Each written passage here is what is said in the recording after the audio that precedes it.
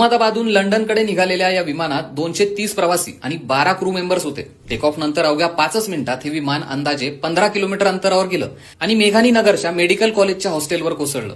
त्यात विमानातील सर्वजण जागीच जळून खाक झाले. ज्या बिल्डिंगवर हे विमान कोसळलं त्या मेडिकल कॉलेजच्या मेसमध्ये सुमारे 50 ते 60 डॉक्टर्स आणि स्टुडंट्स जेवत होते. काही डॉक्टर्स जागीच गेले तर अनेक जण गंभीर जखमी झालेत. या प्लेन क्रॅशचे अनेक व्हिडिओ सोशल मीडियावर व्हायरल झालेत. या विमानात 242 पॅसेंजर्स पैकी 169 भारतीय, 53 ब्रिटिश नागरिक, 11 लहान मुलं होती. यात कॅनडाच्या एका नागरिकाचाही समावेश होता. घडलेल्या अपघातानंतर ब्रिटनचे पंतप्रधान कीर स्टारमर यांच्याकडून शोक व्यक्त करण्यात आलाय. याच विमानात गुजरातचे माजी मुख्यमंत्री विजय रुपानी सुद्धा प्रवास करत होते. यांचाही यात मृत्यू झालाय.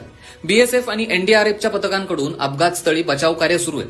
हे विमान कॅप्टन सुमित सबरवाल आणि फर्स्ट ऑफिसर क्लाइव्ह कुंदर यांच्या नेतृत्वाखाली होतं. कॅप्टन सुमित सबरवाल हे एअर इंडियाचे अत्यंत अनुभवी आणि प्रशिक्षित पायलट समजले जातात. त्यांच्या नावे 8200 तासांचा फ्लाईट अनुभव आहे.